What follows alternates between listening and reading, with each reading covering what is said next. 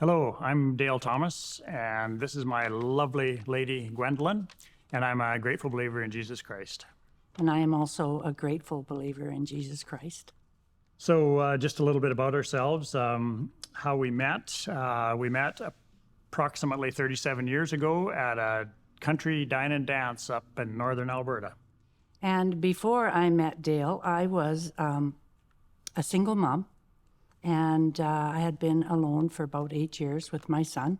And one night I was sitting at home, my son was in bed, and I was not a Christian back then, but I prayed. I asked God, please send me somebody who loves me and somebody I can love back, but somebody I can share my life with. And it was 8 months later that I met Dale at this dance. And I didn't want to go to the dance that night because that was my mom's birthday, her first birthday after she died. And so I was really thinking about her, and I didn't want to go. But it was my turn to drive. Me and a girlfriend would take turns and share a babysitter and take turns driving. And it was my turn to drive. So I just felt like it was my turn, so I had to go. So I went, and that's where I met him. So about our family, we'll start a little bit with our families of origin. I was raised on a farm in northern Alberta.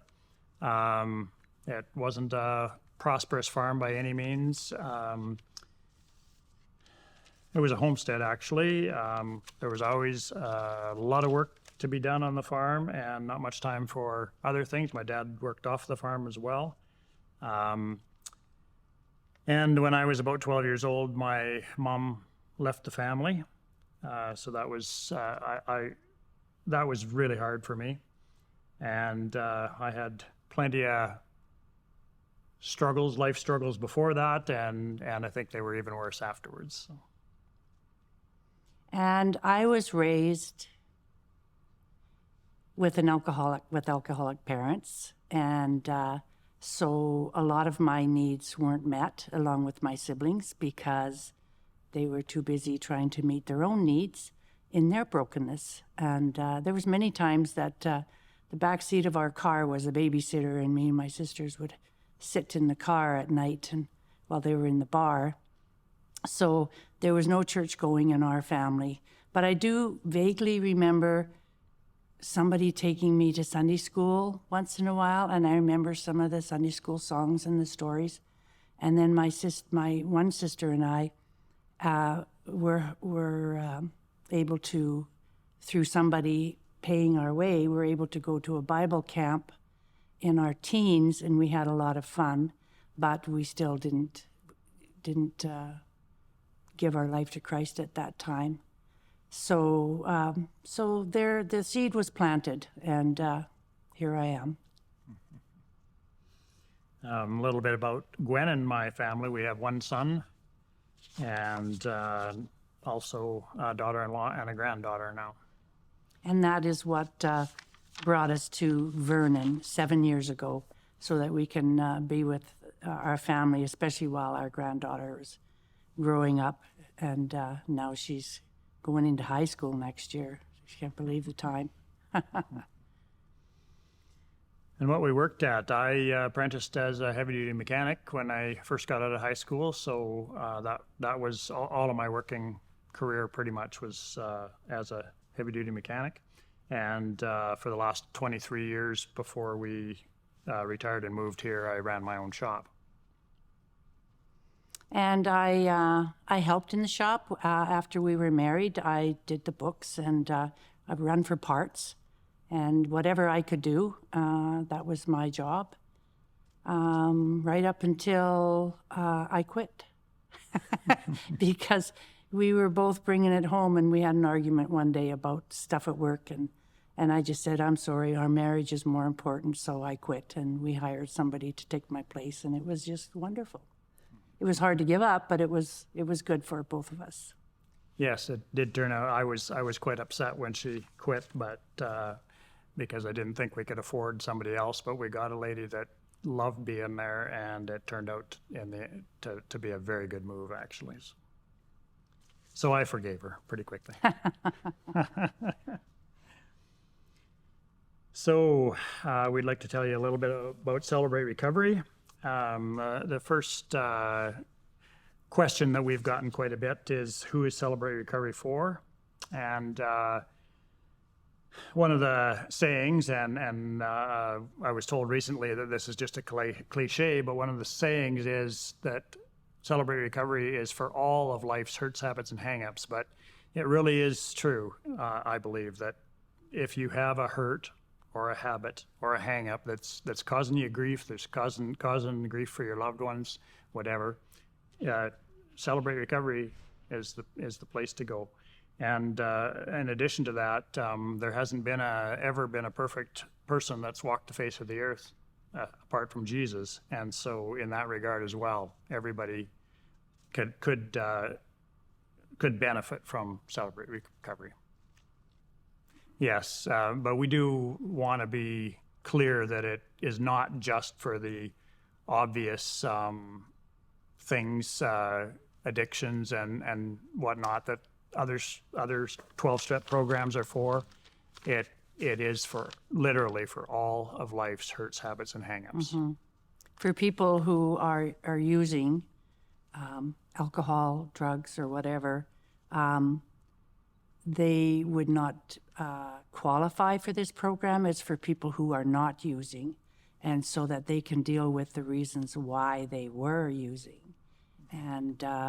Or somebody who, it could be like myself, fear of rejection, it could be codependency, it could be over shopping, it could be so many little things that we don't even think of as a problem. But if you stop and really look at it, it can be. Or, if it's affecting other people around you and yourself, then it's a problem. It's a hurt, it's a habit, or a hang-up. Mm-hmm. So that's what this program really works towards, is the freedom from those things that hold us back to be who God really wants us to be. Mm-hmm. And I'd just like to add to the examples that Gwen gave, and the thing that I'd like to add is a lot of people over the years have been hurt in churches, and so it can help with that as well. Mm-hmm. I came to Celebrate Recovery quite a few years ago with my perception of rejection, which I'm sure came from my growing up, and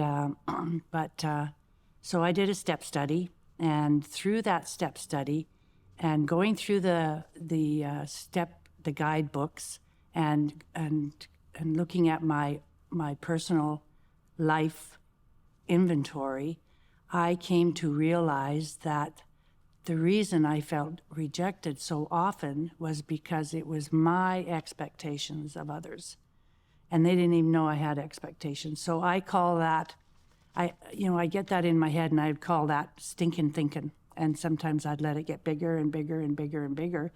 But I've learned to give it to God, and I got to nip it in the bud and stop that thinking, because most of it wasn't true anyway. And so now I don't even have those issues. And if they even sneak up, say, okay, Father, I just really need you to help me with this, because I know I don't need to go there. And just accept. I'm the one that needs to accept people. So there's a learning curve right there for me, just in the first time I went through the step studies. And I went to Celebrate Recovery in the beginning to deal with an anger problem that I had struggled with for years, and basically all my life. And when I was single, it was easy to justify my anger. But then when I got married and I was getting angry at the one I love, sometimes almost on a daily basis, I could no longer justify my reasons for being angry. And I worked at it for years and years and years, just trying to stop being angry, but I couldn't do it. And as the years went on, and I failed more and more and more with trying to be better, I went into depression, and when I was about 45 years old, just before discovering this program, I was done with life. I wanted life to be over. I didn't seriously consider suicide because I didn't want to add that hurt on top of everything else other ways that I had hurt Gwen. But I sure wanted a bus to come out of the woodwork somewhere and take me out. And it was very shortly after that that Gwen actually first found out about Celebrate Recovery, and in a while convinced me to go and check it out. And the rest is history. Actually, I need to share a little about that. The first night that I decided to go, a lady gave her testimony, and she ended, and there was a lot of difficult struggle in her life as well, things that were humanly impossible to overcome.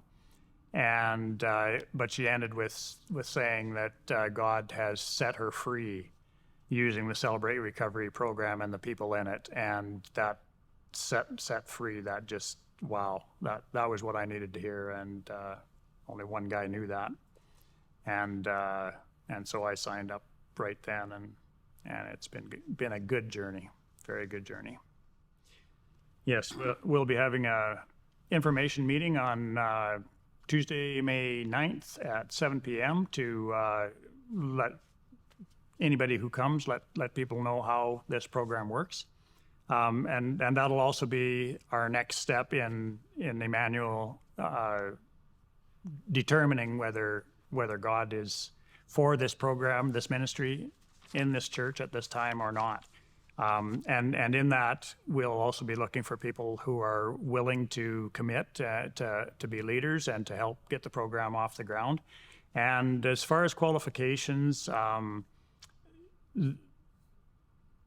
the only qualification to be a leader in Celebrate Recovery is having gone through the program yourself first.